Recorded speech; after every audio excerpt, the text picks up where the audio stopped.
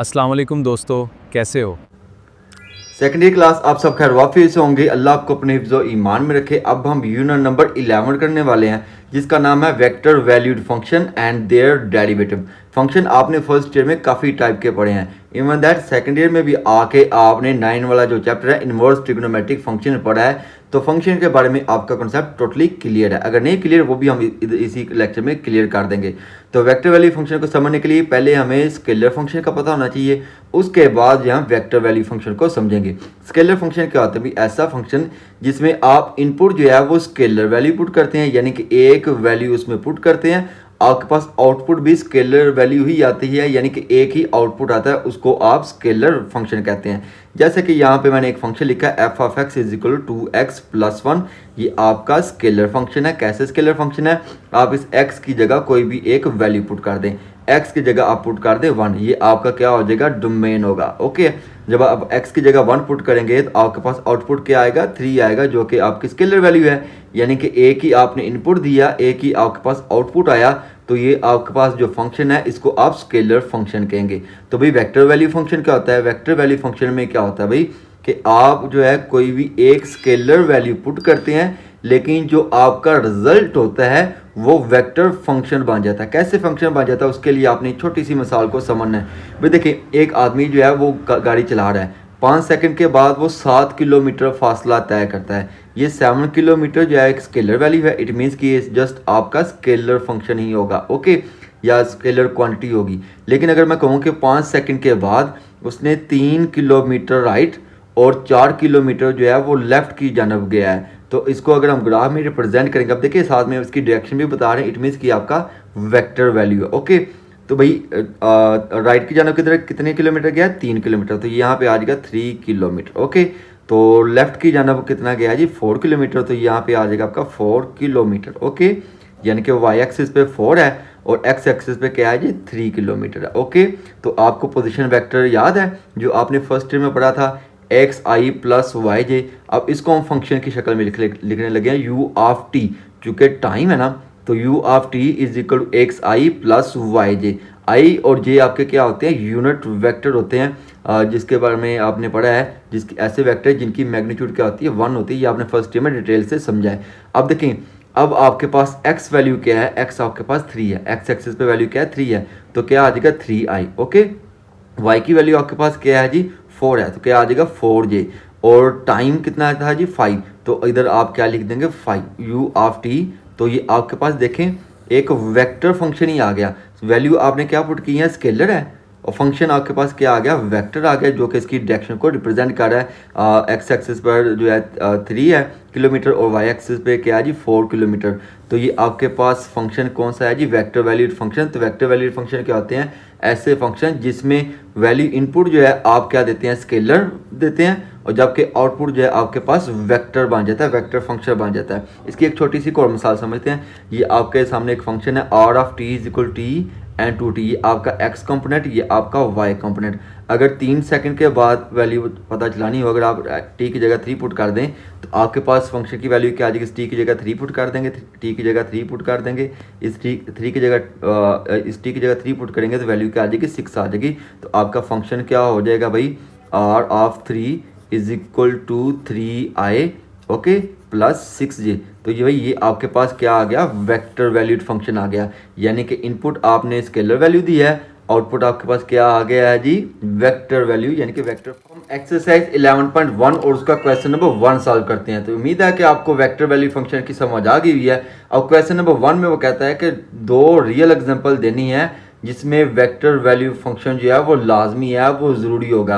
भाई vector value function के लिए आपको डायमेंशन की ज़रूरत होती है, चाहे वो 2D डिमेंशन हो या 3D डिमेंशन हो, यानी कि ऐसा ऑब्जेक्ट जो 3 डिमेंशन में मूव कर सकता हो, या ऐसा ऑब्जेक्ट जो 2 डिमेंशन में मूव कर सकता हो, उसको आप वैल्यू फंक्शन में लिख सकते हैं। जैसे कि आपका एक सैटेलाइट है। सैटेलाइट जो है जो ज़मीन के गिर्द घूमता है, वो तीनों एक्सिस पे, एक्स एक्सिस पे भी, वाई एक्सिस पे भी और जी एक्सिस पे भी, यानी कि लेफ्ट साइड पे मूव कर सकता है, राइट भी मूव कर सकता है और अपवर्ड भी मूव कर सकता है। तो इसलिए सैटेलाइट मोशन में जो है वेक्टर वैल्यू फंक्शन जो है वो अप्लाई हो सकता है, यानी किसका वेक्टर वैल्यू फंक्शन बना सकते हैं, क्योंकि ये एक्स एक्सिस पे भी, वाई एक्सिस पे भी और जी एक्सिस पे भी मूव कर सकता है। तो उसके लिए आप क्या लिखेंगे, आर ऑफ टी। ओके, तो आपका जो एक्स एक्सिस पे के लिए आप यूनिट वेक्टर क्या लिखते हैं, आई, तो इसके साथ फंक्शन क्या बना देंगे आप, F of t I. Okay, तो वाई एक्सिस के लिए आप क्या लिखते हैं, यूनिट वेक्टर जे, तो क्या आ जाएगा, जी ऑफ टी जे। ठीक है जी, प्लस का साइन लगाएंगे जब फंक्शन बनाना है। तो जी एक्सिस के लिए आप क्या लिखते हैं, के, तो उसके लिए आप क्या लिख देंगे, एच ऑफ टी। ओके, तो आपके पास सैटेलाइट मोशन का जो फंक्शन बन गया, r of T is equal to f of t i plus g of t j plus h of t k. तो ये आपने एक एग्जांपल दे दी। अब दूसरा है जी एरोप्लेन। ठीक है जी, ये भी आपका 3 एक्सिस पे मूव कर सकता है, यानी कि ये भी 3D डिमेंशन में मूव करता है। तो इसका भी सेम वही फंक्शन आप बना देंगे, तो f of t i g of t j plus h of t k. तो ये आपका क्वेश्चन नंबर 1 सॉल्व हो गया। अब हम क्वेश्चन नंबर 2 सॉल्व करेंगे। क्वेश्चन नंबर 2 जो है वो शॉर्ट क्वेश्चन के लिहाज से मोस्ट इंपॉर्टेंट क्वेश्चन है। तो पहले आप इसकी स्टेटमेंट को समझिए। वो कहता है कि आपने वेक्टर वैल्यू फंक्शन बनाना है। किसका बनाना है, कि कोई भी एक पार्टिकल है वो सर्कल में मूव कर रहा है। तो भाई सर्कल में मूव कर रहा है, तो आपने पहले देखना है कि ये कितने कंपोनेंट्स में मूव करता है, कि 2D डिमेंशन है या 3D डिमेंशन है। तो उसके लिए हम पहले डायग्राम की तरफ आएंगे। ओके, तो ये आपका कोऑर्डिनेट प्लेन, ये आपका एक्स एक्सिस, ओके, ये आपका वाई एक्सिस, ये आपका ओरिजिन। ओरिजिन पे वैल्यू क्या आती है, 0 0। तो आप ओरिजिन से एक सर्कल जो है वो ड्रा कर लें, यानी कि ये आपकी एक कोई भी एक रस्सी है, इस रस्सी के साथ जो आपने पार्टिकल बांधा हुआ है, तो ये ऐसे सर्कल में मूव करेगा। ओके, तो ये मूवमेंट है। ओके, इसकी जो मूवमेंट है उसकी तरफ आपने गौर से देखना है, ये उसकी मूवमेंट है। ये आपका कौन सा कंपोनेंट हो जाएगा, वाई कंपोनेंट। वाई कंपोनेंट पे वैल्यू क्या होती है, साइन होती है। ठीक है जी, वाई एक्सिस जो आपने फर्स्ट 9th क्लास में पढ़ा हुआ है, 2 म्यूचुअली परपेंडिकुलर कंपोनेंट्स के 2 कंपोनेंट्स होते हैं, एक एक्स कंपोनेंट होता है, दूसरा वाई कंपोनेंट होता है। तो वाई पर क्या हो जाएगी, साइन टी हो जाएगी, और यूनिट वेक्टर क्या लिखाते हैं, जे, और चूंकि रेडियस आर है तो क्या आ जाएगा, आर साइन टी हो जाएगा। तो ये आपका x component. Okay, x component पे वैल्यू क्या होती है, कॉस होती है, तो थीटा की जगह आप क्या लिखेंगे, टी। तो भाई ये आपका कोई भी एक पार्टिकल है जिसका रेडियस आप कह लें आर है या ए है, कोई भी आप लिख सकते हैं। ओके, ये उसका एंगल थीटा, ओरिजिन पे वैल्यू क्या होती है, 0 0। तो फंक्शन के लिए आप क्या लिखेंगे, आर ऑफ टी। अब आप इसका क्या बना देंगे, वेक्टर फंक्शन बना देंगे। तो सबसे पहले आप लिखेंगे let particle move on a circle of radius A, और जिसकी ओरिजिन पे वैल्यू क्या है, 0 0 है। तो भाई पोजीशन वेक्टर के लिए आपको 2 कंपोनेंट चाहिए होंगे, एक्स कंपोनेंट और वाई कंपोनेंट। एक्स कंपोनेंट आपके पास क्या है जी, आर कॉस टी। ओके, और वाई कंपोनेंट के लिए वैल्यू क्या है जी, आर साइन टी। तो आप ये 2 कंपोनेंट लिख दें। तो फिर आप पोजीशन वेक्टर लिखेंगे। पोजीशन वेक्टर क्या आता है, are of T X I. X I के लिए एक्स एक्सिस के लिए आप क्या लिखते हैं, आई, और वाई एक्सिस के लिए आप क्या लिखते हैं, जी, जो कि आपने फर्स्ट डे में सीखा हुआ है। तो एक्स कंपोनेंट आपके पास क्या है जी, ए कॉस टी, तो क्या आ जाएगा, A cos T I. Okay, Y component आपके पास क्या है जी, ए साइन टी, और ये जे। तो इसको आप इस तरीके से भी पेड ऑर्डर की शक्ल में भी लिख सकते हैं फंक्शन को, r of t a cos t और ए साइन टी। ये आपका एक्स कंपोनेंट, ये आपका वाई कंपोनेंट। हमारा क्वेश्चन नंबर 3 है। क्वेश्चन नंबर 3 बड़ा इंटरेस्टिंग है, इसको आपने गौर से समझना है, क्योंकि थोड़ा सा कंफ्यूजिंग भी हो सकता है आप लोगों के लिए। उसने कहा है कि वेक्टर फंक्शन ही आपने बनाना है। किसका बनाना है, कि एक कार जो है वो मूव कर रही है, चल रही है पैराबोलिक पाथ में। ठीक है जी, तो पैराबोला कैसा होता है, यू शेप होता है। पैराबोला में जो उसका वर्टेक्स पॉइंट है वो एक्स एक्सिस पर होता है, और वो ऊपर की जानब या नीचे की जानब ओपन होता है। तो लेट कर लेंगे हम कि गाड़ी जो है वो वाई एक्सिस से चलना शुरू हुई है, ये पैराबोला, ये उसका वर्टेक्स पॉइंट, और ऐसे ये चल रही है। ओके, तो पैराबोलिक जो है, जो पैराबोला आपका बनता है वो क्वाड्रेटिक फंक्शन का बनता है। तो आप क्या लिखेंगे, y is equal to x square, आप लेट कर लेंगे। ओके, तो ये उसका ओरिजिन से और ये जो कार तक की जो डायरेक्शन है, ये उसका क्या होगा, फंक्शन होगा। इसको आप कह लेंगे आर ऑफ टी। अब देखें गाड़ी यहाँ पे पहुँची है। ठीक है, इस पॉइंट से चलते हुए गाड़ी यहाँ तक पहुँची है। तो ये आपका वाई एक्सिस वाला कंपोनेंट, जिसको आप क्या लिखेंगे, y is equal to x square. यही आपने फर्स्ट डे में सीखा ना फंक्शन वाला।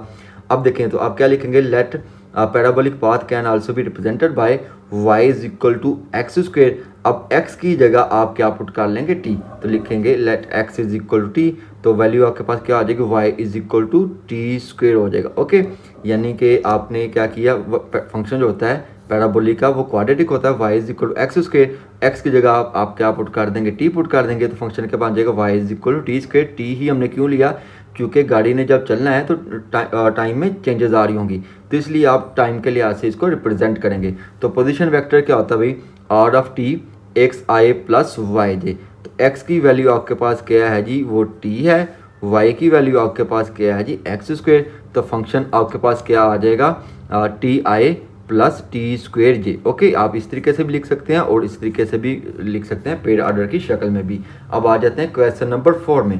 क्वेश्चन नंबर 4 में कहा है कि वो कहता है कि 3D वेक्टर फंक्शन आपने बनाना है एक ड्रोन का जो कि ऊपर की तरफ मूव कर रहा है। तो भाई जब ड्रोन मूव करेगा ना, जब ड्रोन ऊपर की तरफ मूव करता है या ड्रोन जब चल रहा होता है तो वो भी 3D डिमेंशन मूव करता है, यानी कि लेफ्ट साइड पर भी, राइट साइड पर भी और अपवर्ड भी मूव करता है, यानी कि तीनों एक्सिस पे इसकी डायरेक्शन को आपने रिप्रेजेंट करना है। तो ये आपने जो है 3D प्लेन आपने फर्स्ट टाइम में सीखा है, ये आपका एक्स कंपोनेंट, ये आपका वाई कंपोनेंट, ये आपका जी कंपोनेंट। ओके, एक्स पे आपकी वैल्यू होती है आई, यूनिट वेक्टर आई होता है, वाई पे वैल्यू क्या होती है, यूनिट वेक्टर जे, और जी पे क्या होता है जी, के होता है। ओके, ये जो कि आपने फर्स्ट डे में सीखा हुआ है। तो ड्रोन जो चलना शुरू हुआ वो एक्स एक्सिस से चलना हुआ, चलते हुए वाई एक्सिस पे, यानी कि लेफ्ट टू राइट, फिर आया अपवर्ड मूव किया, फिर वही इसी तरीके से ड्रोन जो है मूवमेंट चलती जा रही है, ये मैंने जी तक इसको लेकर आ गया। तो आप इसकी डायग्राम लाजमी बना लेंगे। ओके, तो भाई अब देखें इसमें 3 कंपोनेंट बन रहे हैं।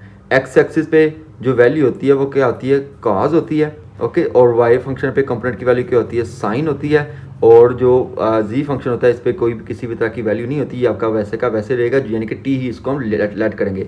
तो भाई आप क्या लिखेंगे सोल्यूशन में, एक्स कंपोनेंट आपके पास क्या है, कास टी, वाई कंपोनेंट आपके पास क्या हो जाएगा, साइन टी, और जी फंक्शन जो है आपने टी ही लिखना है, यानी कि थीटा या टी कुछ भी आप लिख सकते हैं। तो पोजीशन वेक्टर क्या होता है भाई, 3 वेक्टर 3D डिमेंशन है, तो क्या आ जाएगा, R of T is equal to X I plus Y J plus Z K. तो एक्स कंपोनेंट पे वैल्यू क्या होती है, काज होती है, वाई कंपोनेंट पे वैल्यू क्या होती है, साइन होती है, जी कंपोनेंट पे वैल्यू क्या हो जाएगी, टी हो जाएगी। तो ये आपका जो है 3D। अब हमारा क्वेश्चन नंबर 5 है। क्वेश्चन नंबर 5 भी शॉर्ट क्वेश्चन के लिहाज से तो बहुत ज़्यादा इंपॉर्टेंट है। आप देखें इसमें क्या कहता है, वो कहता है कि आपने एक फंक्शन बनाना है आर ऑफ टी। अब आपको एक्स फंक्शन दे दिया हुआ है, यानी कि एक्स कंपोनेंट दे दिया हुआ है, और वाई फंक्शन दे दिया है, यानी कि वाई कंपोनेंट आपको दे दिया हुआ है। तो आपने क्या करना है, जो गिवन है उसको आपने लिख लेना है, जो प्रूफ जो वैल्यू निकालनी है उसको भी आप लिख लेंगे, यानी कि r of T is equal to question mark आप लगा देंगे। तो आपने पोजीशन वेक्टर लिखना है, क्योंकि 2 कंपोनेंट आपको दिए हुए हैं। तो पोजीशन वेक्टर क्या बन जाएगा, पोजीशन वेक्टर फंक्शन क्या बन जाएगा, R of T is equal to X I plus Y J. तो एक्स की वैल्यू उसने क्या दी हुई थी, आर स्क्वायर प्लस 1, और साथ क्या लगा देंगे आई, ये आपका जो है कौन सा कंपोनेंट हो जाएगा, एक्स कंपोनेंट हो जाएगा। वाई की वैल्यू क्या दी हुई थी, अंडर रूट टी, ये आपका वाई कंपोनेंट हो जाएगा। तो यही फंक्शन उसने बनाने को कहा था, सिंपल सा सवाल है, बिल्कुल हल्का सा सवाल दे दिया उसने। ठीक है, क्वेश्चन नंबर 6 भी सेम उसी तरीके का ही, ये भी शॉर्ट क्वेश्चन के लिहाज से इंपॉर्टेंट है।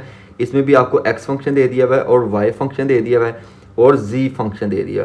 वो कहता है कि आपने जो है एक फंक्शन बनाना है आर ऑफ टी फंक्शन।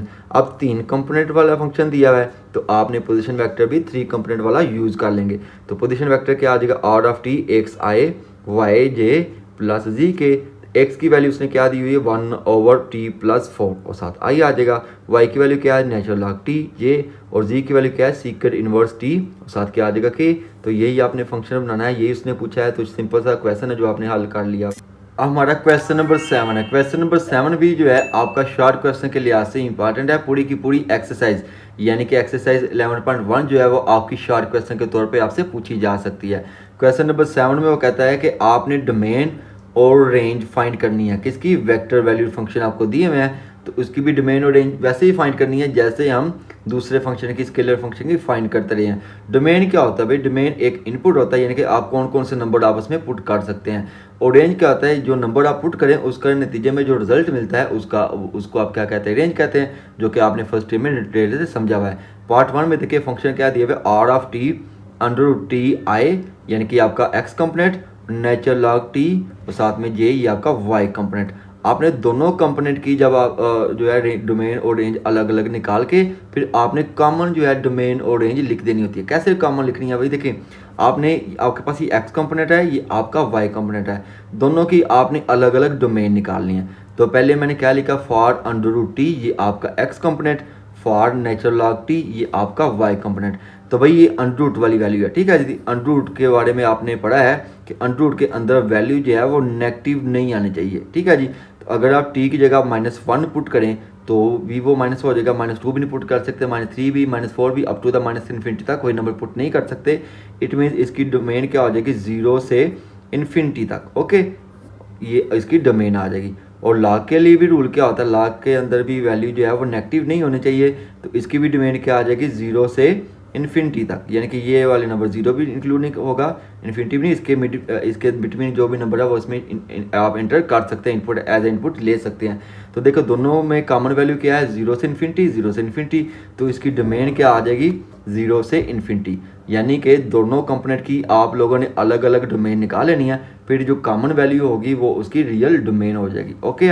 अब रेंज के लिए क्या करेंगे भाई, अब देखें अगर आप इसमें जो है 0 से इन्फिनिटी तक ही वैल्यू पुट करेंगे तो आउटपुट भी तो आपका वही आएगा ना, नेगेटिव तो नहीं आ सकता ना, तो रेंज भी उसकी यही होगी 0 से इन्फिनिटी तक, आर जो है बिलोंग टू आल यानी कि रियल नंबर, यानी कि 0 से इन्फिनिटी तक नंबर आप पुट कर सकते हैं जो कि बिलोंग करेंगे रियल नंबर के साथ। तो चूँकि आपकी डोमेन भी 0 से इन्फिनिटी तक है तो रेंज भी 0 से इन्फिनिटी तक ही होगी दोनों की। आपने इन दोनों की भी अलग अलग से रेंज निकालनी है, दोनों का कॉमन ले लेंगे, कॉमन आपकी यही वैल्यू आ जाएगी, ओके।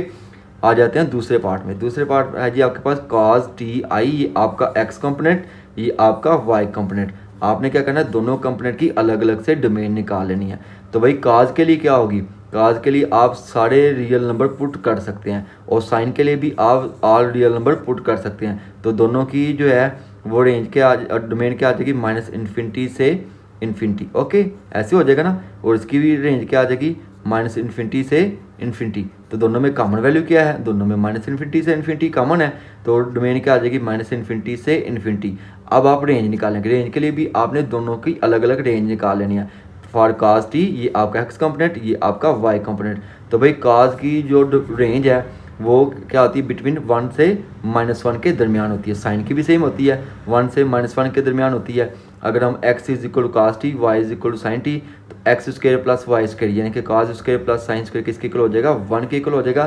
तो रेंज फॉर यूनिट सर्कल क्या आ जाएगी, x square plus Y square is equal to 1 आ जाएगी और r belong to real number. अब तीसरे पार्ट में देखें, जो फंक्शन दिया हुआ है उसमें आपके पास x कंपोनेंट भी है, y कंपोनेंट भी है और z कंपोनेंट भी है। तो आपने तीनों कंपोनेंट की अलग अलग से डोमेन निकाल लेनी है। पहला कंपोनेंट क्या है, t है, तो क्या लिखेंगे फॉर t। दूसरा कंपोनेंट टी स्क्वायर है तो टी स्क्वायर लिखेंगे। और तीसरा फंक्शन z कौन सा वाला, e ऑफ t है, ओके। तो t चूँकि आपका जो है लीनियर फंक्शन है, लीनियर फंक्शन में आप ऑल रियल नंबर पुट कर सकते हैं। तो टी स्क्वेयर के लिए भी आप ऑल रियल नंबर, ये आपका क्वाड्रेटिक फंक्शन में भी क्या होता है जी, ऑल रियल नंबर, और एक्सपोनेंशियल के लिए भी ऑल रियल नंबर, यानी कि -इन्फिनिटी से इन्फिनिटी, -इन्फिनिटी से इन्फिनिटी, -इन्फिनिटी से इन्फिनिटी। तो तीनों में कॉमन वैल्यू क्या आ गई, -इन्फिनिटी से इन्फिनिटी, तो ये उसकी आ गई डोमेन। अब रेंज के लिए अगर आप जो है लीनियर फंक्शन में आर रियल नंबर पुट करते हैं तो आउटपुट भी आर रियल नंबर आ सकते हैं। लेकिन क्वाड्रेटिक फंक्शन में क्या होता है, अगर आप आर रियल नंबर पुट करें तो आपके पास जो आउटपुट आता है वो 0 से इन्फिनिटी तक कोई भी हो सकती है, यानी कि पॉजिटिव वैल्यू हो सकती है। अगर आप इसमें टी स्क्वायर में वैल्यू पुट कर दें -1, ठीक है जी, तो -1 का स्क्वायर लेंगे तो क्या आ जाएगा, +1 हो जाएगा। -2 का स्क्वायर लेंगे तो आपके पास +4 हो जाएगा, यानी कि पॉजिटिव वैल्यू ही आएंगी। तो इसकी जो डोमेन है 0 से इन्फिनिटी तक हो जाएगी। तो जो है आपके पास एक्सपोनेंशियल फंक्शन जो है उसकी डोमेन भी ऐसी होती है, ये भी नेगेटिव को पॉजिटिव कर देता है, इसकी भी खासियत होती है। तो इसकी डोमेन भी क्या आ जाएगी, 0 से इन्फिनिटी तक, ओके। इसकी भी रेंज, इसकी रेंज क्या आ जाएगी, 0 से इन्फिनिटी तक आ जाएगी। तो आप क्या लिखेंगे, x is equal to t, okay. ये आपका x जो है ना, ये t जो है इसको आप लिख लेंगे, t लिख लेंगे। y के आपके पास क्या हो जाएगा, टी स्क्वायर, z आपका क्या हो गया, e ऑफ t हो गया।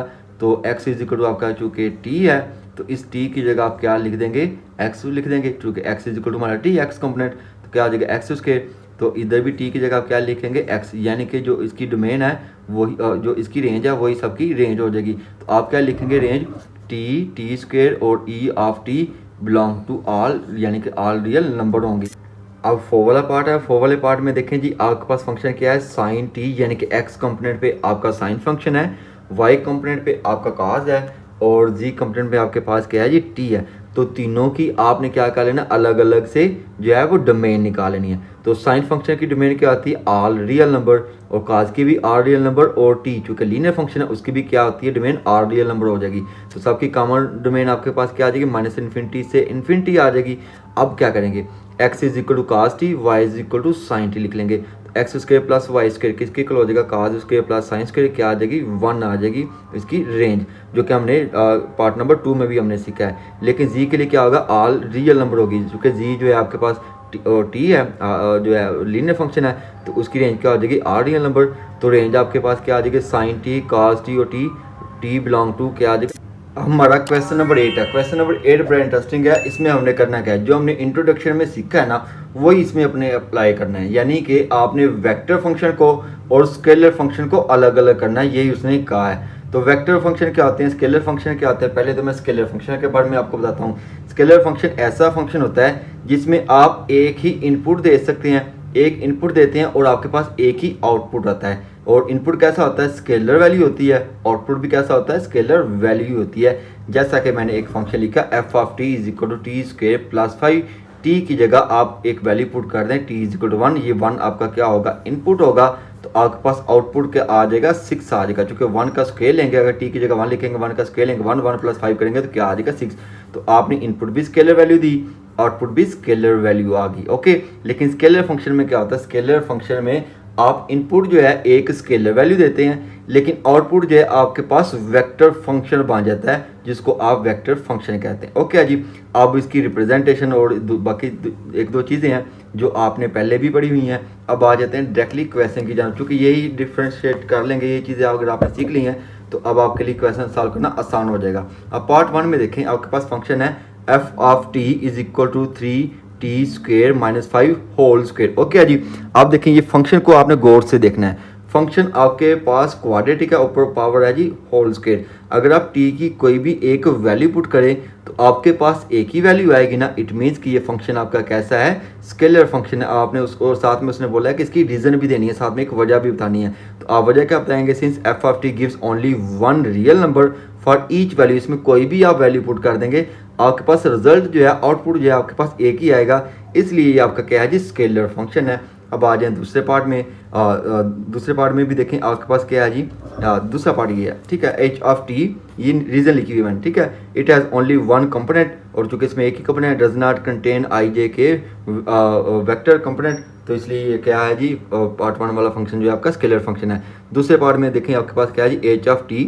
अब आपके पास 3 कंपोनेंट दिए हैं, टी स्क्वेयर यानी कि ये आपका एक्स कंपोनेंट है, ई ऑफ टी आपका वाई कंपोनेंट है, ये नेचुरल लॉग ऑफ टी ये आपका जी कंपोनेंट है। अब इसमें 3 कंपोनेंट है, इट मीन्स कि ये आपका क्या है, स्केल और वेक्टर फंक्शन है। क्योंकि 3 कंपोनेंट वाला फंक्शन जो होता है उसको आप क्या कहते हैं, कंपोनेंट वाला फंक्शन जो होता है, जिसको 3D डिमेंशन भी आप कहते हैं, वो फंक्शन कैसा होता है, आपका वेक्टर फंक्शन होता है। तो इसकी रीज़न क्या लिखेंगे, since this function has 3 component so it is a vector function, okay हो गया। अब तीसरे पार्ट में आ जाएं, tan of T plus cos of T. अगर आप टी की कोई भी एक वैल्यू पुट करेंगे तो आपके पास एक ही रिजल्ट आएगा, यानी कि इसमें अब आपको कंपोनेंट नहीं दिए हुए, इसमें आपको फंक्शन दिया हुआ सिंपल जो कि स्केलर ही नज़र आ रहा है। अगर आप टी की जगह कोई भी वैल्यू पुट करेंगे, इनपुट कोई भी देंगे, कोई भी रियल नंबर देंगे, आपके पास आउटपुट एक ही रियल नंबर आएगा। तो ये आपका क्या है जी, स्केलर फंक्शन, ओके। अब आ जाते हैं दूसरे 4 वाले पार्ट में। 4 वाले पार्ट में देखें क्या है जी, function 1 over T square plus 1, 1 over T square plus 1, okay जी। अब आपके पास 2 कंपोनेंट दिए हुए, ये आपका एक्स कंपोनेंट, ये आपका वाई कंपोनेंट। ये जो ब्रैकेट है ना, इन ब्रैकेट की मदद से आप ये अंदाज़ा नहीं लगा सकते कि ये वेक्टर फंक्शन है, ठीक है। तो ये आपके पास एक्स कंपोनेंट, ये आपके पास वाई कंपोनेंट, तो इट मीन्स कि इस फंक्शन में 2 कंपोनेंट है, तो ये फंक्शन आपका क्या हो जाएगा, वेक्टर फंक्शन हो जाएगा।